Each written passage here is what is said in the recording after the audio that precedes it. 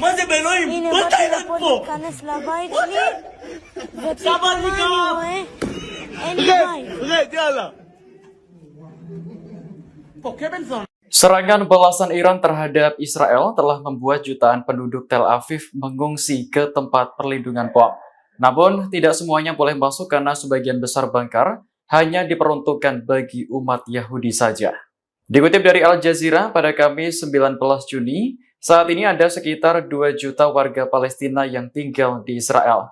Meski sebagian orang beranggapan bahwa tanah tersebut sebenarnya adalah milik Palestina. Mereka menjadi korban diskriminasi saat rudal Iran menyerang akhir pekan lalu. Pengalaman pahit ini dirasakan oleh Sabar Al-Rashid, seorang ibu yang tinggal di kompleks apartemen di dekat Akrib. Ia bergegas menuju tempat pelindungan bom bersama putrinya ketika rentetan rudal Iran datang pada Jumat malam waktu setempat. Namun warga Israel justru mengusirnya karena tahu bahwa Rashid adalah Muslim Palestina. Padahal Rashid juga lancar berbahasa Ibrani dan sama-sama membutuhkan perlindungan. Ternyata bukan hanya Muslim Palestina saja yang dikucilkan, namun juga umat Kristen.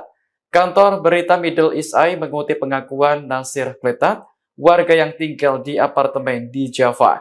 Ia telah diberitahu bahwa keluarga dari kalangan Muslim dan Kristen tidak diterima di tempat perlindungan bom.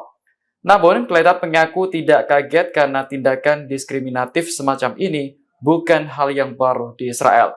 Laporan lain menyebutkan warga Afrika hingga Thailand juga dilarang masuk ke tempat pelindungan bom bersama orang-orang Yahudi. Мы видим, что на сегодняшний день в Иране при всей сложности происходящих там внутриполитических процессов. Presiden Rusia Vladimir Putin buka suara soal perang antara Israel dan Iran yang semakin memanas. Putin mengatakan bahwa Iran belum meminta Rusia untuk membantu menghadapi Israel. Dikutip dari Fiori, hal tersebut disampaikan Putin di sela-sela Forum Ekonomi Internasional di Saint Petersburg pada Rabu kemarin. Ia mengaku terus mendorong Iran dan Israel untuk menyelesaikan konflik secara damai. Saat ditanya bagaimana reaksi Rusia jika Israel membunuh pemimpin tertinggi Iran, Ali Khamenei, Putin memilih untuk menolak menjawab. Ia mengatakan sama sekali tidak ingin membahas kemungkinan tersebut. Sebelumnya, Presiden Amerika Serikat Donald Trump sesumbar bahwa pasukannya bisa saja membunuh Khamenei. Namun ia memutuskan untuk tidak melakukannya sekarang dan mendesak Iran untuk menyerah tanpa syarat. Desakan ini kemudian dijawab oleh Khamenei dengan mengatakan bahwa Iran pantang menyerah. Ia justru mengancam balik Amerika jika terlibat langsung pertempuran, maka akan dibalas dengan kekuatan dahsyat. Namun di tengah situasi genting ini, Putin yakin bahwa masyarakat Iran tetap teguh dan setia kepada pemerintah. Ia juga menjamin bahwa program nuklir Iran terus berlanjut di bawah tanah meski beberapa kali diserang Israel lewat udara. Мы видим, что на сегодняшний день в Иране при всей сложности происходящих там внутриполитических процессов, мы об этом знаем, и я думаю, нет смысла углубляться, но все-таки происходит консолидация общества вокруг политического руководства страны. Ну, это почти всегда и везде так происходит, и Иран не исключение. Это первое. Второе, что очень важно, об этом все говорят, я только повторю то, что мы знаем и слышим со всех сторон. Вот эти подземные заводы, они существуют, ничего с ними не произошло. И в этой связи, мне кажется, было бы правильным всем мы вместе поискать пути прекращения боевых действий и найти способы договориться всем участникам этого конфликта друг с другом.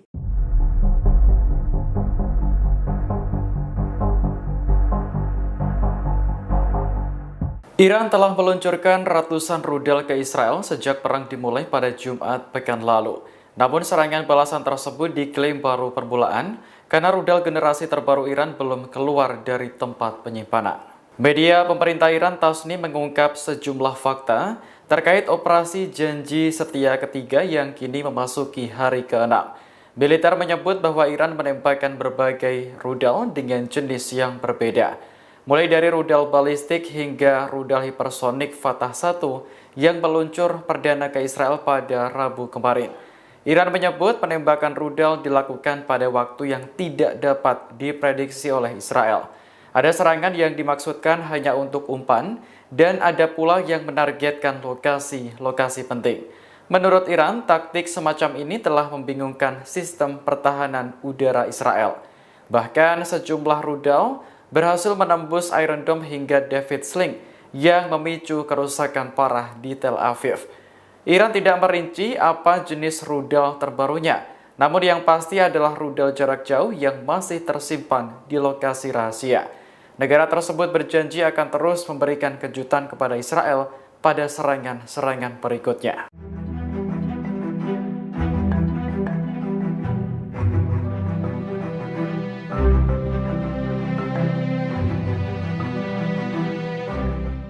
Serangan rudal Iran terhadap rumah sakit di dekat Tel Aviv membuat Israel marah besar.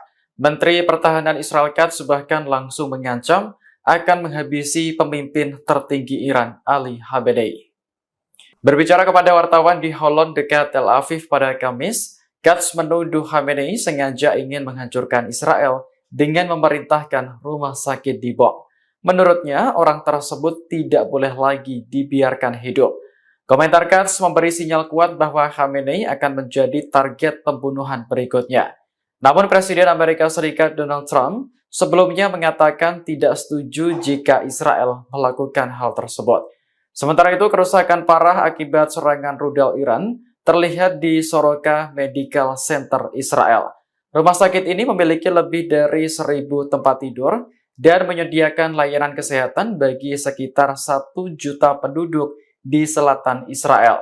Namun Iran mengklaim bahwa target utama serangan rudal bukan rumah sakit Soroka, melainkan pangkalan militer dan markas intelijen. Rudal lainnya dilaporkan menghantam gedung bertingkat tinggi dan bangunan tempat tinggal di dekat Tel Aviv.